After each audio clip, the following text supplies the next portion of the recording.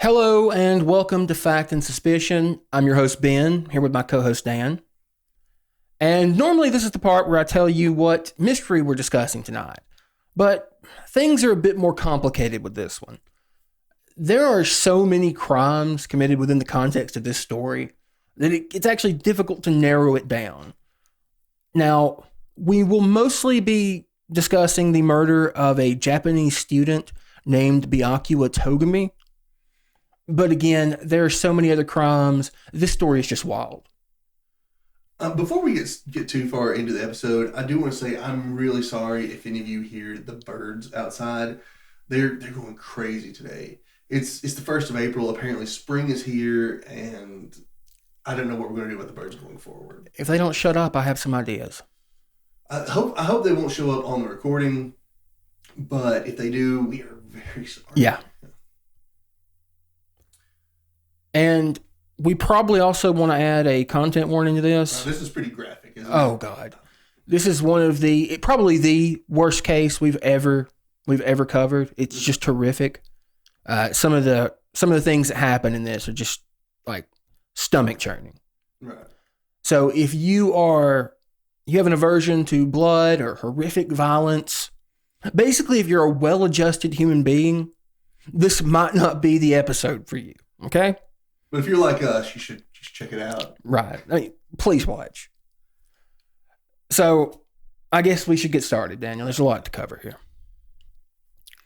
So the story begins with a class trip to an island resort for the students of Hope's Peak Academy in Japan. Are these younger students or teenagers? They're teenagers. Okay, so it's kind of like a high school?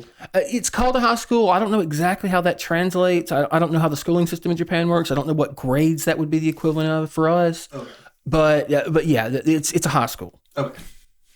So Hope's Peak, for those who don't know, is a school for gifted students, sometimes called ultimates. Ultimates? It's a crazy term. I assume it's a poor translation to English. Japan's a weird place, man. Yeah, well, I guess there's definitely some cultural disconnect there. So right. Hey, that's part of the reason we're covering this, right? Yeah. I mean, we've done so many cases from America and Europe. Right. Thought we'd expand our horizons, culturally enrich the audience, culturally enrich ourselves. Right. Okay. So each student, they're known as ultimates, right? Each of these students is naturally gifted in some area, and the school is designed to nurture that talent. So, for example, there's Mahiru Koizumi, the ultimate photographer, Kazuichi Soda, the ultimate mechanic, and Ibuki Miyoda, the ultimate musician. It seems like it would be hard for one school to specialize in all that stuff. It does, doesn't it? Yeah. But somehow they manage. Okay. I mean, from what I understand, it's a very prestigious institution. So I guess you could do some really interesting projects with students with so many different specialties. Right. You know? I should probably look into that more. Yeah, I mean, that maybe we should try that. I mean, it can't be much worse than our education system. Let's not get started on that. We're going to get into politics. We can't do it. Right. So I just wanted to give you a few examples. I'm not going to go through all of the students who were here, but just so you get the idea when we talk about ultimates, because we'll probably use that just as shorthand on occasion, just so you know what we're talking about. So the goal of the trip was for the students of class 77B to get to know one another, to bond, to become friends. But this island paradise quickly devolved into a nightmare. So how did it get started? What happened really that caused this? So initially the students did exactly what you would expect. They hung out at the resort, they made friends, they did what teenagers do, right? Oh, yeah. And then, there's no way to sugarcoat this, right? Their teacher was murdered. My God. Right in front of them, by the way. That's terrible. It was horrific. Now, do they have another chaperone? Or no, is there alone it was just them with the chaperone. You see, she was murdered by a small, malevolent, mechanical bear. Oh my God. Named Monokuma. That is mechanical? Yeah, it was a robot bear. That is, oh my God, they have that shit in Japan? Japan's a weird place, dude. What can I say? But it gets worse, man. It gets much worse. So Monokuma was actually involved in another similar crime a couple of years prior to this event, right? Where another group of students were trapped inside of Hope's Peak and forced to murder each other. Oh my God. And that's exactly what is happening here. The new rules of the island, rather than making friends, getting to know your fellow classmates, is the goal now. If you want to leave the island, you have to murder one of your classmates and get away with it. This is kind of like Saw or something. It's one of the most disturbing cases I've ever looked into. Yeah, this is insane. I can't believe this. So Monokuma takes over and explains the rules to them. And it's really simple. Like I said, if you want to leave the island, you have to commit a murder of one of your fellow classmates and then get away with it. And what I mean by that is they have what are referred to as class trials. Now, we're going to go into that a little more in detail because we're going to go into one more thoroughly a little later. But the idea is that the students just get together as a panel and they discuss amongst themselves the evidence of the crime and they decide who did it. If they're wrong, then everyone dies. What? If they're right, only the murderer is punished. So this Monokuma person has just set up this like sadistic game show. That's exactly what it is. It's pure insanity. I feel sick in my stomach that teenagers have to go through that. Yeah, it's disgusting. I cannot imagine being in the shoes of one of these poor kids. God, that's terrible. So here they are on this island. Monokuma gives them this ultimatum and just fucks off, right? He leaves. I mean, he's still there monitoring everything they do. Oh, and by the way, something I should have mentioned. Now you might think, well, it's one mechanical bear, right? Why not just, attack it, right? Yeah. Problem with that is that not only does Monokuma explode, and there seems to be some like an infinite number of him. Like you get rid of one, another one comes back. But worse than that is he apparently built, or whoever built him also built these huge, like these giant abominations called mono beasts, also robots, that will kill you if you try to harm Monokuma or if you try to leave. My God. They have some like crazy, whoever did this has some crazy like robot technology. It's Japan, man. What are you going to do? Japan's a creative place. Apparently so. Okay, so the students are trying to wrap their heads around this horrific circumstance that they are now in. So they do what I would say is the most natural thing to do in a, paradise hellscape of murder, right? They throw a party. Specifically, a party? They throw a party, right? Like they just feel hopeless, so they want to. The idea is Byakuya Togami, whose ultimate talent, by the way, is basically he's really rich. He's the ultimate heir. Right, so he's just loaded. Yeah, well, he comes from a long line of businessmen, respected businessmen, wealthy, affluent. So he kind of takes charge as the leader, and he decides that a party would be a good idea. Now he has an ulterior motive for this that we're going to get to in a minute, but the main motive that he gives his fellow classmates is so they can all get to know each other, right? Because you're not going to murder people that you're close to, right? So that's the idea, to build bonds so that no one goes killing anybody. Which also has the effect of getting basically everyone in the same room together at night. You can imagine that's probably not gonna go well. Well, yeah.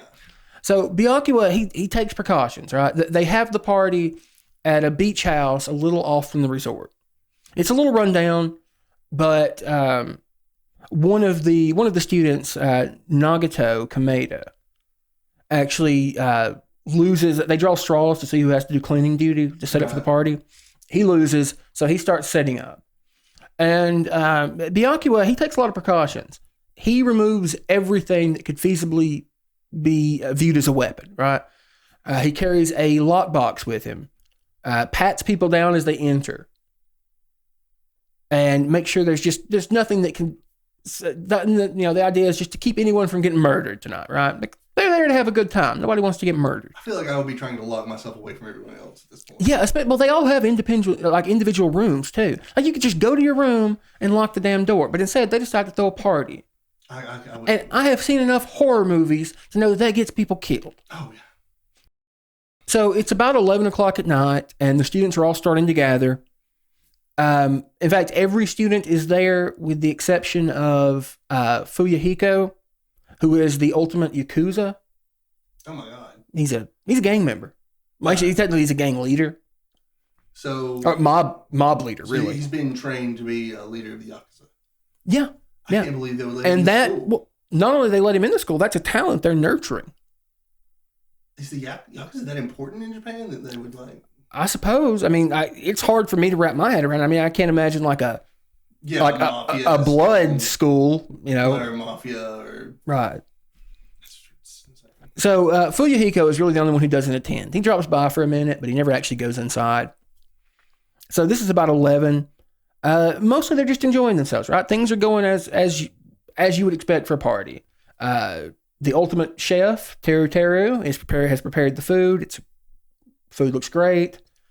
And you gotta wonder if he's gonna poison somebody though. No one gets poisoned, but you're right. I would be highly skeptical, right? But Frank, most people don't even eat the food. Now, whether that's because they were paranoid, I don't know.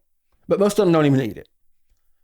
Now, at about 11:30, most of them are gathered in the dining hall when there's a power outage. It's a complete blackout. The room is pitch black. Okay. Now, as you can expect, this blackout did not end well for anyone. Specifically for Byakuya Togami, the man who was most invested in keeping everyone safe, was found dead underneath one of the dinner tables in the back of the room. Well, if he wants to keep everybody safe, obviously he's got to be the first one to go, right? Right. This is terrible. This is terrible. So all these teenagers are now seeing another dead body, another murdered person. Well, this is the first person they've seen murdered. Their teacher wasn't strictly speaking a person. Usami was a mechanical robot similar to Monokuma. My God, these people and the robots. I know, man. It's Japan. It's a weird place, right? So, as I said, the students have now found their fellow classmate, Byakuya Togami, dead underneath a table in the back of the room. Okay. Multiple stab wounds from his abdomen to his neck. It's terrible. It's horrific. And this begins the investigation portion. And so what I mean by that is that in this sick game that Monokuma is playing, there are 3 distinct phases.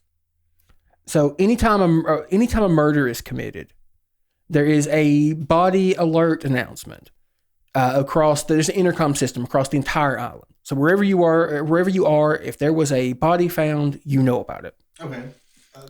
So a murder is committed, and then there is an investigation period. I'm assuming it's not the police investigating. No, there are no police. We're like demented bears and human teenagers. Right. So it's basically someone that's and giant robotic abominations. So someone that's a really good mechanic is having to investigate. Yes. Yeah. No. Unfortunately, there are no ultimate detectives around these parts. Right. That wouldn't make it very fun for the bear, I'm assuming. Right. So, like I said, there's the murder, there's the investigation period, and then there's the class trial. Okay. Now, we'll get to the class trial in just a minute, but now we're on to the investigation. So, like you said, a bunch of teenagers with no prior training have to investigate a murder. Okay.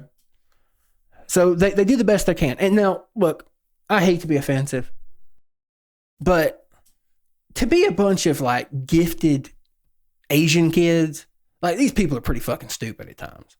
So if some of the details seem a little strange, I mean, I don't know what to tell you. Well, they're teenagers. Right. Yeah, let's be fair. Their minds go strange places. So. All right, so let's briefly discuss the important pieces of evidence that they found, right? Okay. I wonder how well they can find evidence, though, if you don't have like a real police investigation. I mean, they can't do fingerprints or anything, right? No, but two things. One, they do have an ultimate nurse, so she acts as a medical examiner, sort of. Mikon, Sumiki. And also, some details that they might not have gotten otherwise, Monokuma just gives to them. So the first thing they notice is the fact that Byakuya had multiple stab wounds, as I mentioned, ranging from his abdomen to his throat. We don't know what order those, all stabs, we don't know what order they came in. We just know he was bleeding profusely. There was blood. There was a ton of blood, but it was all localized underneath the table.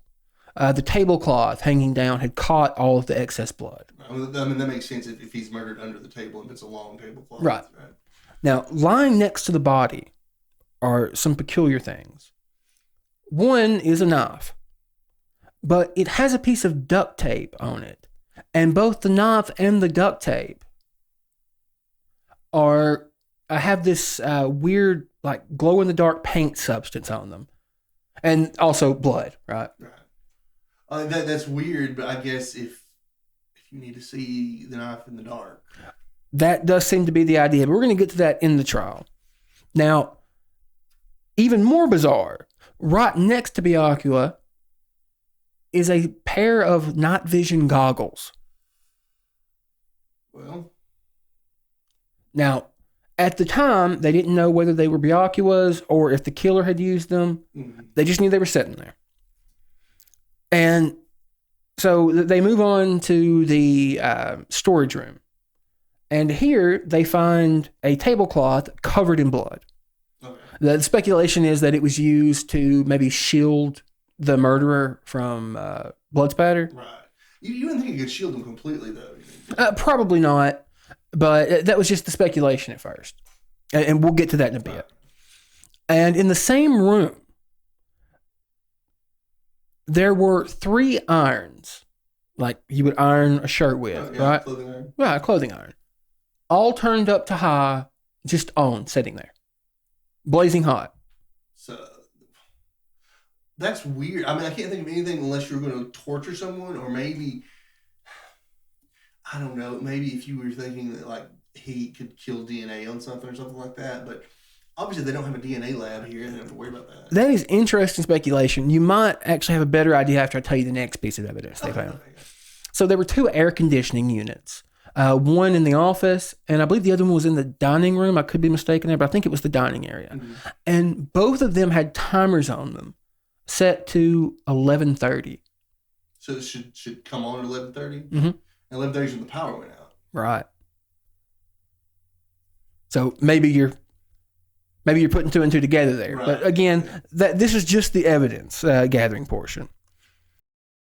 So they also had added to evidence was a kitchen equipment list. And interestingly, the knife found next to Byakuya's body was not on that list. So it doesn't appear to be something that was already part of the kitchen utensils. All right. So when we talk about the kitchen, just out of curiosity here, were there any other appliances turned on in the kitchen using a lot of power? I don't believe so. Now the oven was being used at the time because Tera was cooking for everyone. But I don't know exactly at that time what was on. There was an iron plate for barbecue and a portable stove as well. But I know for a fact the portable stove was not on at the time. An iron plate, I'm confused. Like an iron plate, like is that like a hot plate or like? I think it's a hot plate. Okay, yeah. It's just described as an iron plate. I assumed it was a hot plate, but maybe I'm wrong. I don't know. So having looked over the cabin for as many clues as they could find, and getting a couple witness statements, and just to be clear, most, like, I hate to say this, like, speaking ill of the dead. Well, not dead yet, but people in this horrific circumstance, most of these kids were useless during this event. That's understandable. They're teenagers, like, and they don't know anything. For example, one of them, Fuyuhiko, the Yakuza, he didn't even come in, right? He has to come to the trial because everyone attends that. But he does nothing during the investigation. But, to his credit, he's not even there, right? But Gundam Tanaka, the ultimate breeder, And that's not nearly as weird as it sounds initially. It's animal breeding. Okay. Oh my. God. Yeah. My mind was the wrong place. Well, there. I mean, how could it not? To be fair. Okay. So he like breeds horses or dogs or something like that. Well, he prefers hamsters. Hamsters? Yeah. He calls them the 4 dark divas of destruction.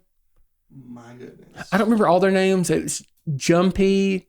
Is one of them, which is actually a reference to a video game series by Spike Chunsoft. Have you ever heard of the Zero Escape series?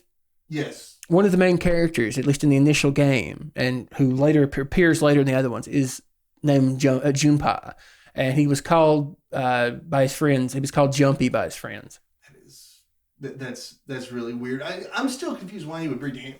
Whatever. Maybe there's money in hamster breeding in Japan. Again, Japan's a weird place, and I wouldn't don't think about it too hard, right? I wouldn't. I'm just if you're going to get money for breeding animals, you'd think it'd be racehorses.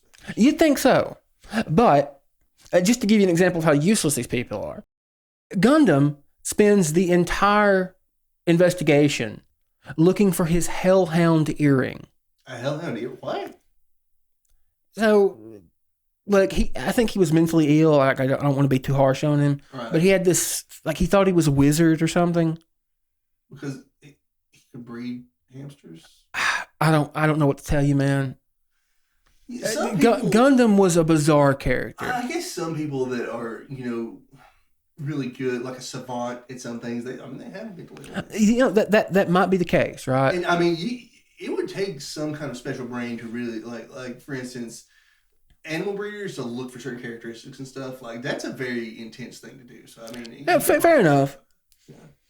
So, but I'm just trying to give you an example of how lazy some of these people were, how useless. Okay. So he spends the entire time looking for his earring.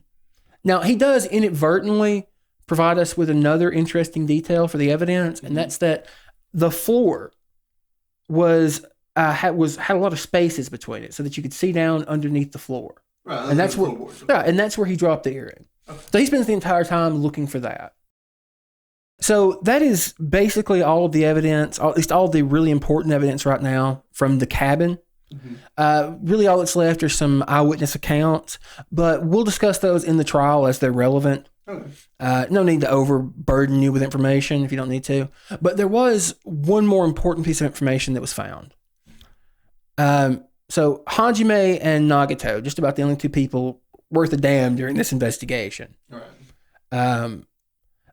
Decided to go to Byakuya's room, just to see if maybe there was any detail there they could find that would, shine any light on the crime, right? Yeah, that's a good plan. And they found something interesting. It was a letter. Now, I don't remember exactly what it said verbatim, but the gist of it was very clear. It was very simple. There will be a murder tonight. Someone will definitely die tonight.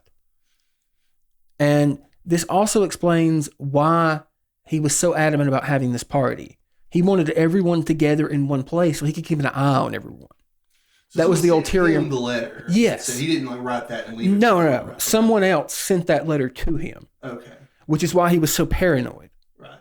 I just thought, I have not seen a picture of Byakuya. Could you see when we can put one up? So, because they're minors, all we have are artist renditions. Oh God, yeah. I didn't think about that. Yeah. Japan's weird about stuff. Like they censor a lot of stuff.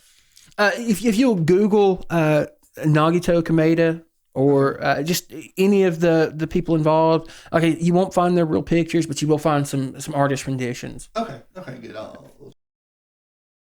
So with that last piece of evidence, the investigation period draws to a close. Okay. Now it is time to journey deep into I forget what the mountain's called. Like a mountain literally opens up with an escalator that they go into for the trial. This is like Bond villain stuff right here, man. I'm telling you. Okay, so let me once again, just real quick, go over how the class trial works, right? So the students talk amongst themselves. It's pretty simple. They talk amongst themselves and they decide who the guilty party is.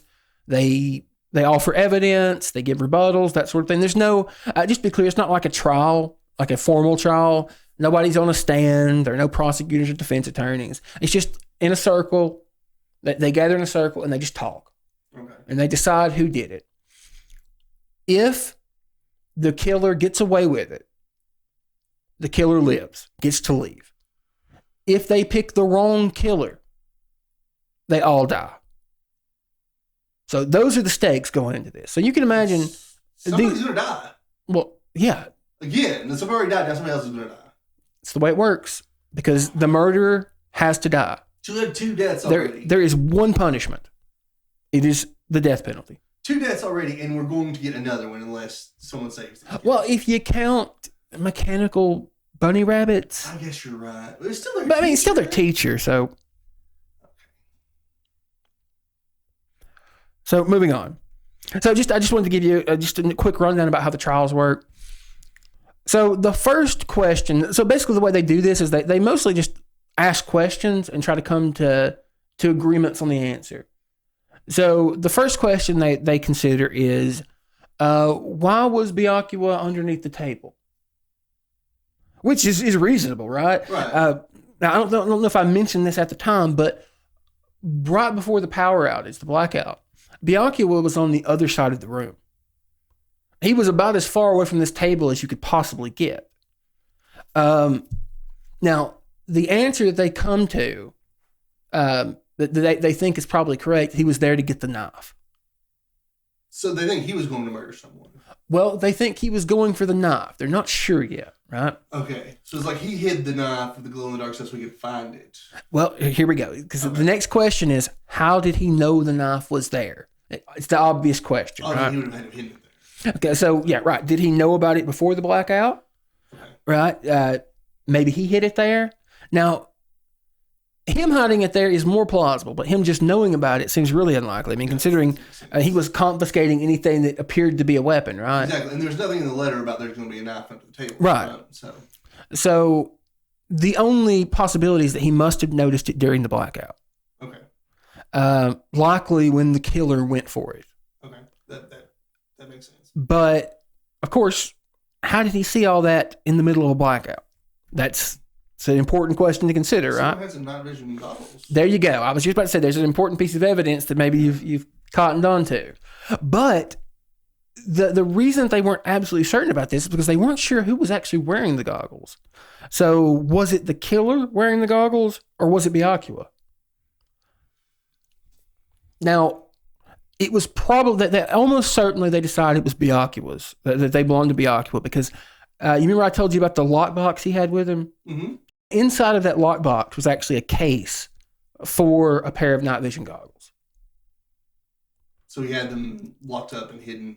Yeah, it seems that the lights went out and he immediately reached for the goggles because he'd gotten a letter saying someone was going to die. Mm-hmm. What better time than during the blackout, right? So it seems he immediately reached for his goggles, put them on, saw someone else reaching for the knife. Right. And then went to stop them. That's what it's looking like so far. Now that I think about it, it wouldn't make sense that you would need, so there's glow-in-the-dark stuff on the knife, right? Right. If you have glow-in-the-dark goggles on, you don't need that glow-in-the-dark stuff. It's a good point. It's one that the students never really consider, but that's a good point. Yeah, and I have to wonder how good the night vision goggles were. Like I actually have some they're sharper image, but it's like low light binoculars, like you can see at night. Like you can see deer and stuff across the road. It's pretty cool. But okay. I don't know. They were a gift. I don't know how expensive this stuff is. I don't know how hard it is to find stuff like that. I don't know how good they get though. Well, you also have to remember that the knife was underneath the tablecloth. So it's not like he could see through the tablecloth, right? That's a good point. So he couldn't have even seen the knife. It was under the table. It wasn't taped under the table. I get it was taped underneath the table. But the tablecloth. And the tablecloth was hanging over it. Okay, that makes a lot of sense. Yeah. So it's a little unclear exactly. Like it seems to be the case that he saw someone else reaching for the knife and went for it. Right. But there's some ambiguity there. Now they move on from there. From the next question they consider is, where did the knife come from? Right. If it wasn't part of the kitchen. Yeah, exactly. It wasn't on the kitchen equipment list, and it didn't appear to come from Byakuya's case. So it looks as though, considering it was duct taped to the bottom of the table, it looks as though someone introduced it intentionally without him knowing, right? Because he was patting everyone down. So someone was able to get this knife in without his knowledge. And able to put it under the table without anyone else see. Mm-hmm. And we're going to get to that in a minute because there are only a few people who could have done that. So the next question they considered, we've kind of already discussed. It was, how did Byakuya know the knife was there if he didn't plant it himself, right? Because it was hidden, again, it was underneath the tablecloth or underneath the table, and that was blocked by the tablecloth. So even with the night vision goggles, he couldn't have seen it until someone raised it up, right? Okay. So it seems likely that he saw someone go for it and then tried to stop them. That's the most reasonable explanation thus far, at least according to them, right? Okay. You agree or disagree thus far? No, that makes sense. Okay.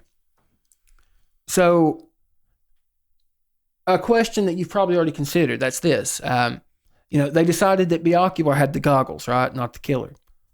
Well, how did the killer navigate in the dark? I mean, when the power went out. Yeah, how did the killer get back to the table? Right. And were there other obstacles? Were there other tables in the room that have to get around, or could they?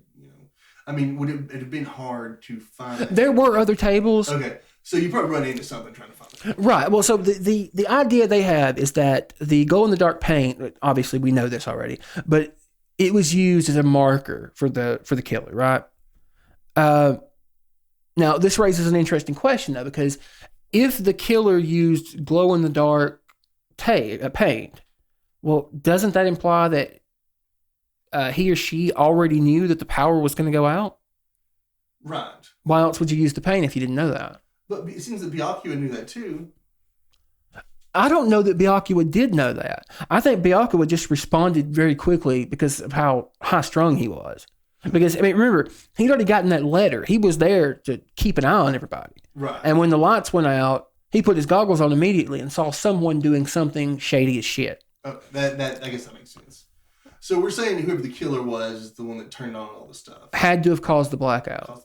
But what caused the blackout? Well, have you put that piece together yet? Obviously, it's he overloaded the circuit breaker. So the first thing they consider is that maybe because there's a circuit breaker in the office, but it's too high up. It doesn't seem like anyone could have reached it, and apparently they don't have stepping stools in Japan at all. So this circuit breaker was just completely, like, it may have well not as existed. Well, do you need to be able to get to it? I mean, he just turned all the stuff on to overload it. I mean, you need to get so that seems to be the case because we have he couldn't get to it to turn it off. Right. Or she. Well, so the ultimate swordswoman, Peko Pekoyama, actually comes under a little bit of suspicion here because swordswoman. Yes, but I think it's kendo or something. She carries a kendo stick with her. A lot of sword play in Japan? I don't really know. Like I said, Japan's a weird place. Her talent. It's her talent, right? That they were nurturing at Hope's Peak. So, because she was actually supposed to be in the office on guard duty, but it turns out that she had like some stomach cramps and had to go to the bathroom, which is corroborated by another account from someone who was trying to go to the bathroom all night and it was locked. Okay. So, and like I said, the circuit breaker was just too high up on the wall. She couldn't have reached it. No one could have. Oh. Okay. So, which, of course, you've already put it together. The killer intentionally cut the irons on and then set the timers on the air conditioners so they would flip the breaker. Right. It's pretty simple. Yeah. I wonder if they had tested this before to see if they would do that. So, we find out a little later that the person who did this, which we'll get to in a bit, actually asked Monokuma what the power limit was and got that piece of information. Was this an ultimate electrical engineer? Well, no, because all we have really, the closest thing we have to that is an ultimate mechanic. And he is not the murderer in this case. You would think the ultimate mechanic could get it, like all these robots. Can the mechanic not, take them apart or disable them or something? Well, yeah, but you'd have to do that with not only Monokuma but the Mono Beast as well. So you need someone really sneaky too. you need somebody with a death wish. Like, you should Google these things. There are images of those things. I'm not sure if I want to see them. I'm pretty terrified of, Yeah, I don't blame Soda for not, Kazuichi for not dealing with How big are they? Oh, like the size of buildings? I hate huge things. Like, we're talking like Metal Gear Rex here. Okay? That's scary. All right, so just to recap real quick. Thus far, they believe that the killer intentionally caused the power outage, right? The blackout. And that when that happened, Byakuya, who was paranoid from the letter he received, responded by putting on his night vision goggles. And when he noticed whoever the killer was heading for the knife, he went to intercept him. And at some point during this died. Now, the question here now that they turn to is, now that they had the blackout settled, right? What caused it? Mm-hmm. The question was, how could the killer have navigated to the correct table in the dark? Now, remember that we say the glow in the dark tape. Well, that was a marker for the knife, but tablecloth, it was underneath. And if there's other tables or something in the room, it'd be hard to get around those. So if you look at a layout of the room, there was a lamp on top of the table that Byakuya was killed, under which Byakuya was killed. But the lamp wasn't still on. No, the lamp was off. Of course, it was a blackout. But the students came to the conclusion that whoever it was had followed the cord from the lamp to the table. Wow, that's so. It's brilliant. It's a smart thing. You have to crawl around. Well, the idea was that they stood up and just. That's a lot of power cord lamp. I wouldn't think too much about it, Dan. I wouldn't put too much thought into it. You're right. Like Japan, they probably have different kind of. Right. So now the obvious question is, who could have done this? Right? Who was in the right location to have done this? Well, I mean, I don't know is there any way to tell where everyone's standing on the power lamp? Actually, yes, because the ultimate photographer had taken pictures all night, and she actually, Mahiru, drew a diagram with everyone's location in the room. Oh, well, that's really handy, actually. Once you look at that, it's very clear who could have followed the cable to the knife. And unfortunately, that is Nagato Kameda, the only other useful human being during the investigation period. It was help, yeah. Outside of Hinata. What's his talent? Pardon? What's Nagato's talent? He is the ultimate lucky student. Well, it doesn't seem too lucky to me at this point. Luck is his talent. He's really lucky. Some like Asian cultures, I guess Japan, they believe so much in luck a lot of times. Like it's almost a tangible thing to them, Like I guess. Well, with Nagato, it does seem to be tangible. Like it seems to be something he can actively control.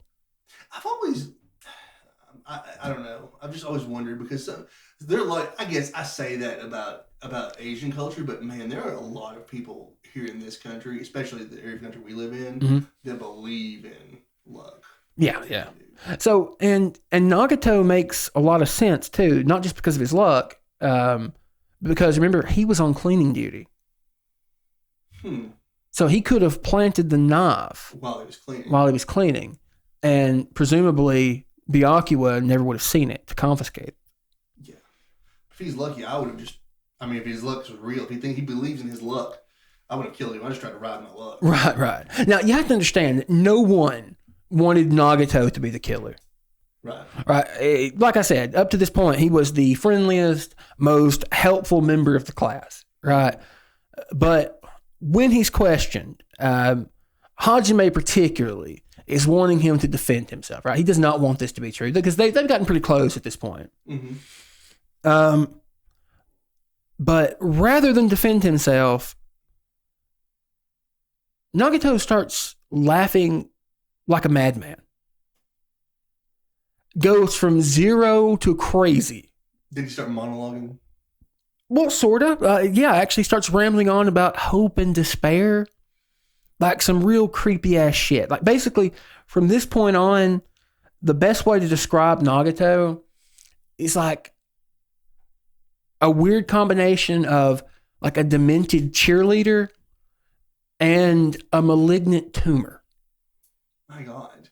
So is he the one that was controlling the robots? We'll get to that. Okay. Well, actually, we probably won't get to that because we're just discussing this murder. All right, okay. But I look, like, I don't want to, because this case is so interesting, like figuring out the mystery of it all. Like, I don't want to just like ruin the whole story for anybody that might be interested in reading about it themselves, right? Yeah.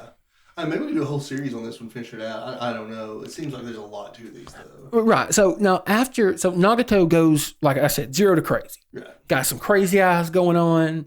Like the guy that we thought we knew, apparently, or the guy that they thought they knew, Doesn't exist. had checked out completely. Okay. And, well, while he's rambling about hope and despair, he basically confesses.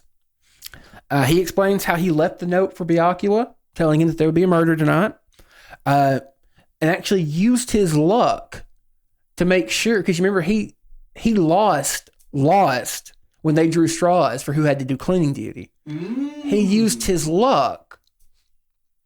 If you tangible mentioned the luck thing before, I might put this together. Right.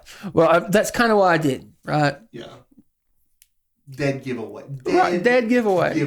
I mean, when you have tangible luck, right? Right. That can be apparently controlled at a whim. So he confesses. I don't know how you got yourself into the situation if you had that. But. Right. Well, that seems fair. Well, no, Barry, this is all deliberate. He wants all of this. So he wants to be on the top. He claims during his rambling nonsense that he wants the class to have to overcome the despair of their friend's death. So this is all for them to work together and to achieve something great. Like he's obsessed with the idea of ultimates working together.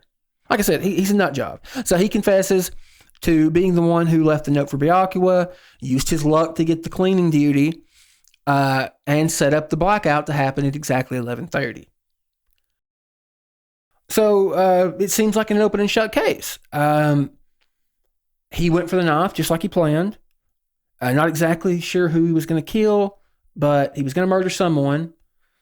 And Byakuya, but what he didn't account for throughout this plan was Byakuya's night goggles, right? So Byakuya saw him reaching for the knife, went to stop him, and presumably was stabbed to death. Okay. However, there are two glaring problems with this theory. One, as Mikon, the ultimate nurse, points out, she's the one that examined the body, right? Okay. Our makeshift medical examiner. Well, she determined that the murder weapon was no more than 5 millimeters in diameter. In other words, the knife, the bloody knife, couldn't have been the murder weapon. They can't get bloody. Well, it was in the blood that it was still underneath the table. Okay. No, I guess that makes sense. And remember, he was still reaching for it when he was stopped. Okay. Yeah. So it was on the ground next to Byakuya. Okay. And two, and what should have been pretty obvious to everyone, Nagato was in the room the entire time and he had no blood on him. I was thinking about that myself. He would have blood all over him. Yeah. Yeah. So Nagato was squeaky clean. So he's just lying about having murder? I mean, and remember, just think about that for a second. He knows what happens if they convict the wrong person. Wait, does he get to go free? No. You have to commit a murder and get away with it.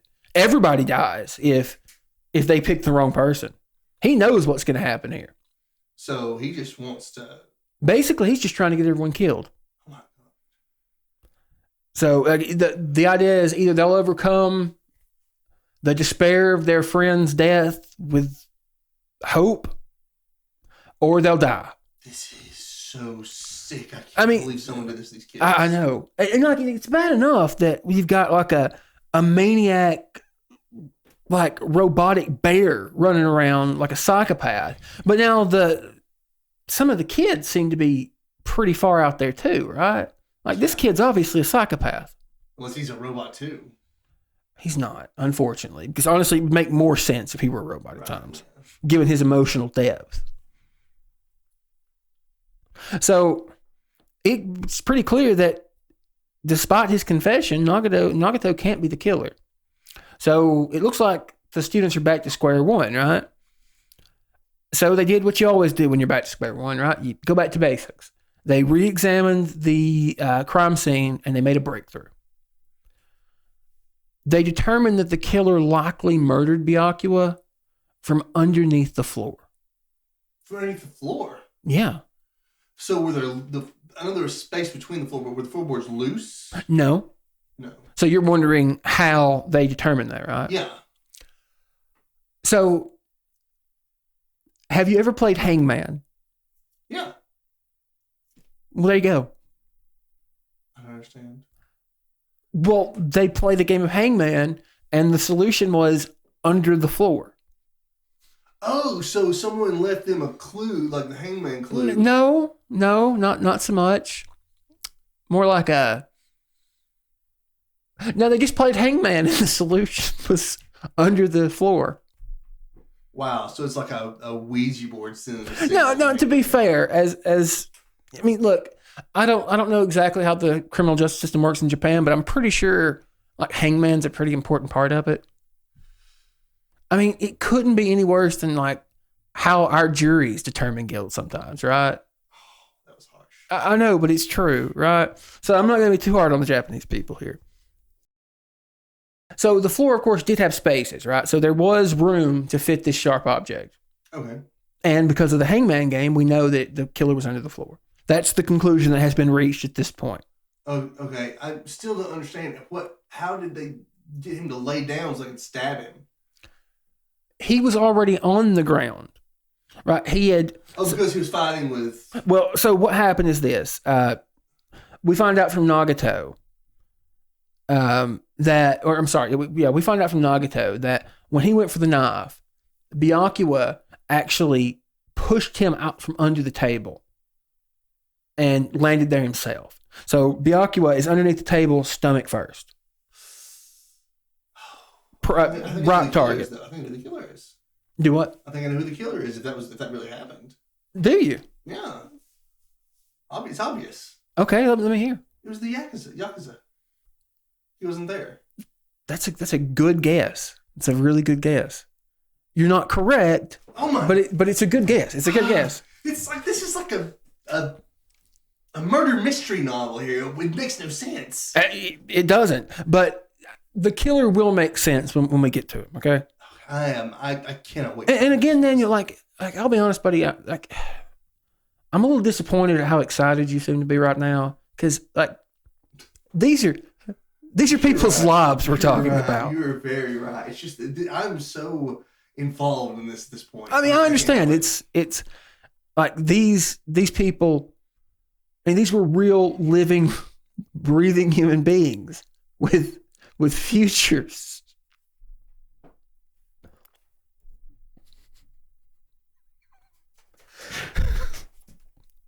So where were we? The Yakuza wasn't the killer. Okay, so right, so the I mentioned that the spaces in the floor meant that that an object that size, the 5 millimeters roughly, could fit through it for the stabbing. Right. And you remember I mentioned that useless Gundam Tanaka, the ultimate breeder, was looking for his earring. Well, it turns out that he found a secret compartment that led underneath the floor, inside of the storage room. Wow. This is how he got his earring back, because he has it back on for the trial. He does? Yes. So maybe he lost the earring while he was... Well, that's a reasonable guess, I think, okay. Dan. But so if the killer stabbed Byakuya from underneath the floor, like they're assuming right now, right? Mm-hmm. This raises two important questions. One, how did they navigate to the hidden passage? Right? Because this is in the storage room. Mm-hmm. This is all from the dining room. And how did they know where to stab to kill Byakuya? It's pitch black, right? That's a good point. So let's start with the first question. So when they looked at the evidence list, one item stuck out. and that was the portable stove. And it didn't require electricity. It was like a little gas stove? It was a little gas stove.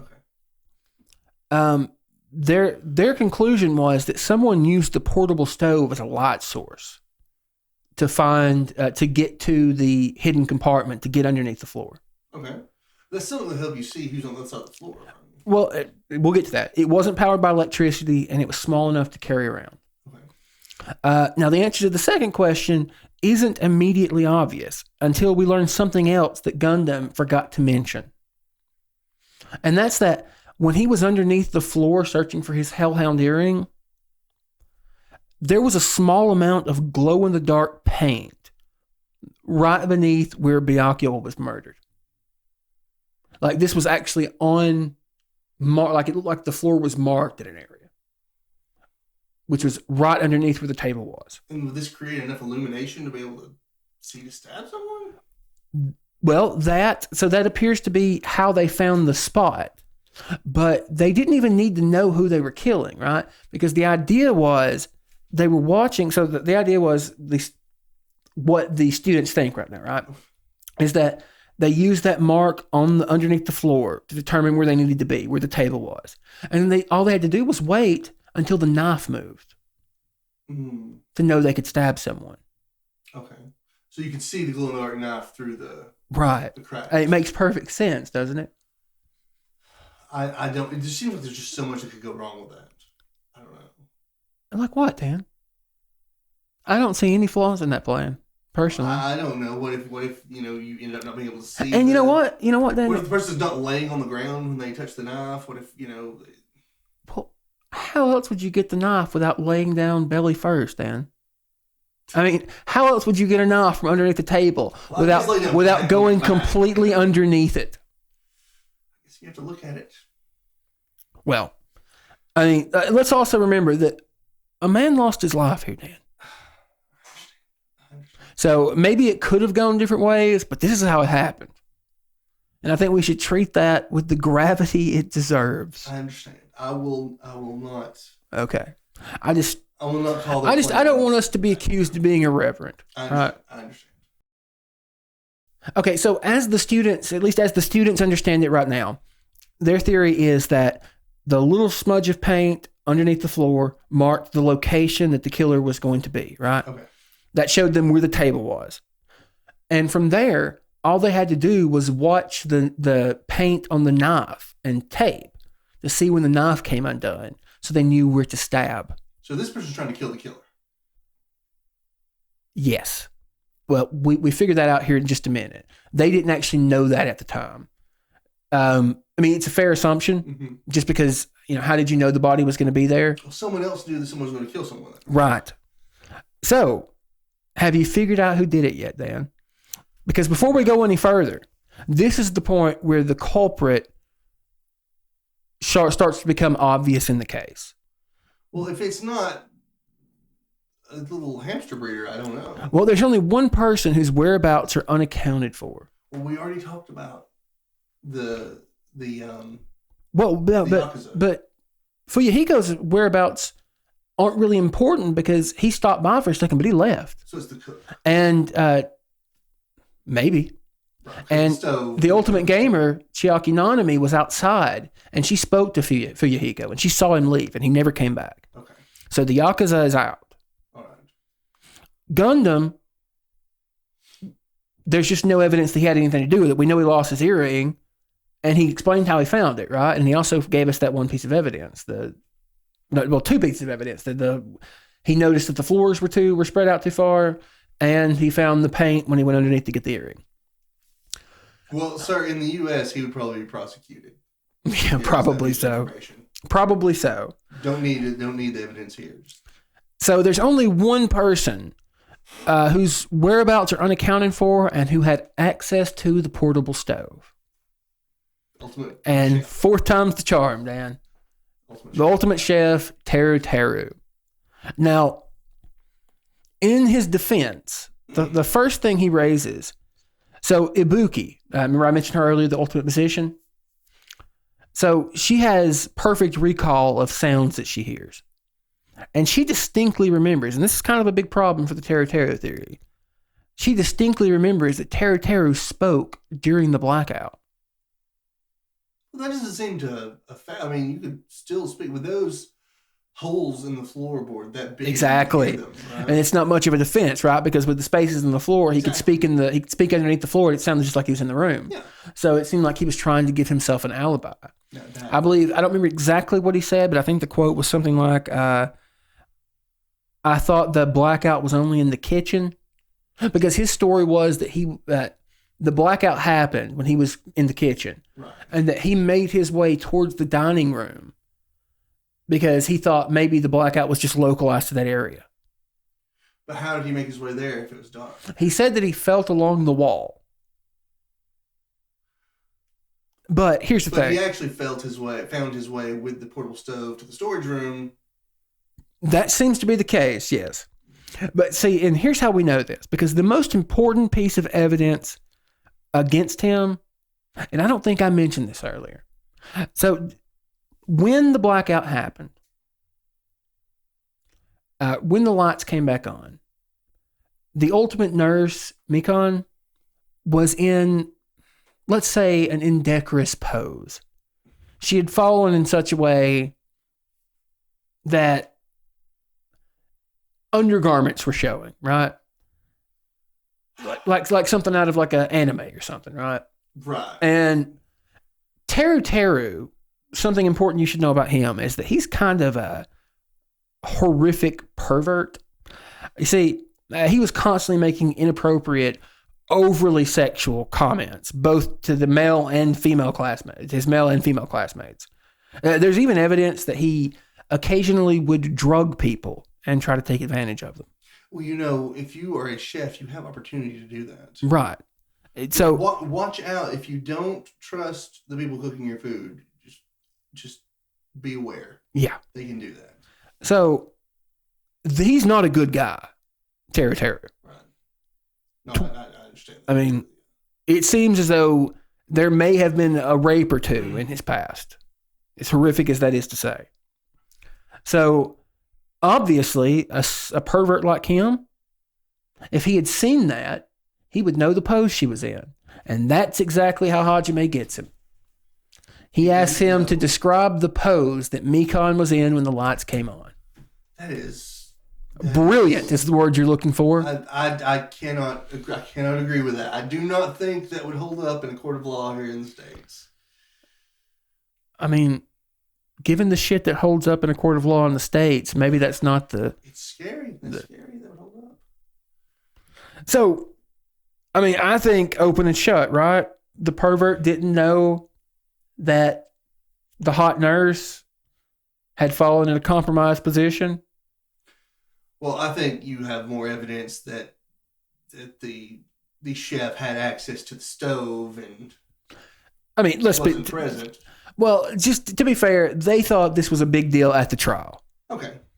I feel like it's because it seems like something he absolutely would remembered, given his history.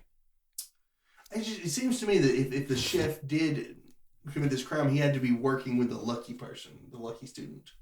We're going to get to that. Okay. So, his last-ditch defense, after he didn't know what pose Mikon was in, was to point out that we hadn't identified the murder weapon. Right? Because it wasn't the knife. The knife's too big. It didn't fit the roughly 5 millimeter in diameter holes in Byakuya. So what you would do in this situation is go back and find the list of kitchen equipment and see if anything's missing. Well, look at the big brain on Dan, because that's exactly what they did. And they discovered that an iron skewer was missing, was not included in was not found with the kitchen equipment. Was it roughly the correct size? Yes. And the presumption is Hajime figures out that he probably hid it inside of his main course, which was a giant slab of meat. Did he put it back in there after, or did he just get it out of the slab of meat? He clearly put it back because Monokuma brings the meat in and pulls it out. I hope no one ate any of it. It didn't look like anyone had eaten any until Monokuma got around to it. So I think we're good there. Well, I guess that makes sense because if they had eaten any of it, it would have been before the whole incident. And then... But it's kind of sad because Teru does turn out to be the killer, right? You know? And now he is a sick pervert. It's a good question. Been a lot easier to poison everybody. You mentioned that you thought he had to be working with Nagato, right? Yeah, because he would have known this was going to happen. And which one of them planned the blackout? So here's the thing. Nagato planned that. So Teru was cooking for the party, right? And Nagato was cleaning up. Well, Teru happened to see Nagato planting the knife. And he confronts him. And Nagato just tells him exactly what he's planning to do. Yeah, I'm planning on killing somebody tonight. Tells him the plan. So Teru comes up with his own plan to kill Nagato before he can hurt anybody. Now, here's the thing. But before you think that's too noble, remember that, as Monokuma points out, Teru knows what happens if he gets away with this murder. Yeah, so he can say he can say he's trying to save people from Nagato. But does that really hold up, considering if he gets away with it, everyone that he was trying to save dies? Exactly. Seems like Nagato's the real mastermind because he probably knew Teru would Nagato is the real mastermind. He knew Teru would see him and knew he'd try to come after him. He manipulated this entire event. And so, as horrible a person as Teru is, he does have a sick mom, or had a sick mom, and he wanted to get back to her, to take care of her. And I think I can understand the urge to do what he did. Well, it doesn't make what he did right. But then again, in this kind of situation... Right. I mean, you have to remember that these kids they're in an impossible situation. Like they're told they have to murder someone and get away with it. Is it supposed to be that only one can actually leave at the end? Like, do they have to keep murdering until... They murder until Monokuma says it's enough. And when is the crazy robot going to say it's enough? It's a good question, Dan. Usually when there's about 4 of them left, roughly. Is that what happened? That's what happened in the prior incident that I mentioned. I believe it was 4. Was there some media cover up? People actually sent their children to the school after that happened? Yeah. I mean, well, it's still a prestigious university. What are you going to do? Not send your kid to the gifted program? I mean, just because, like, you know, there was like some murder and stuff. I'll be honest, I don't know how it works in Japan, but around here, if we didn't have to pay tuition, I'd probably send them. I mean, we have school shootings. People still go to school. I'm just saying. It costs so much to go to school here. Can we really judge? I mean, is that really much worse than like mechanical bears forcing kids into like murder games? It seems pretty terrible both ways. Yeah, both are pretty bad. So I think it's like that. I think it's just like cost benefit, right? Like, what are the odds that your child will be one of like 16 kids who are trapped on a desert island? You know, well, after this second incident, I'd say pretty good. Fair enough. Pretty good odds. So the thing is, there's way more to this story, right? This was the first murder. I think there's a total of 5, maybe 4. I forget. I'd have to go back and read the court documents again. So, I mean, I really just picked this one to talk about because, honestly, it was one of the more coherent murders, as sad as that may sound. I understand, yeah, because I can imagine with a group of kids in this terrible situation how insane some things would Like, be. if you thought Nagato's plan here was diabolical, later on in this horrific, fucked up game they're playing, he stages his own death. I say stage, like he literally lets himself die. No, he does not fake his death. He allows himself to be killed as part of his plot. Just to make sure everyone else dies. Oh my goodness. He tries to create a genuinely unsolvable murder. I'm really intrigued by this. I'm going to look this case up. So he actually tricks one of them into killing him. That's insane. Like I said, man, it's disturbing all the way. I was not. It's disturbing all the way around. I was not familiar with this particular case. I was familiar with the first incident at the school. Right. Yeah. You've probably seen that on the news. Yeah, I'd seen the first incident. This one, I just vaguely heard about. I didn't know much about it. Right. It's terrible. It is so terrible. It is horrific. No questions. No question. But, look, folks, I know this has been a dark episode, and I'm sorry to put this on you. But that's really the end of the story. I mean, I don't know what else to say. It's just, it hurts. I feel like myself. We should shut up now. We should. We'd like to thank you for listening to Fact and Suspicion. Mm-hmm. And if you have enjoyed this episode or any of our other content, we'd love for you to reach out to us on Twitter at @andsuspicion or through email at factandsuspicion@gmail.com. Please like, subscribe, leave a comment, tell a friend about us, and we hope you've enjoyed this episode. Thanks for watching.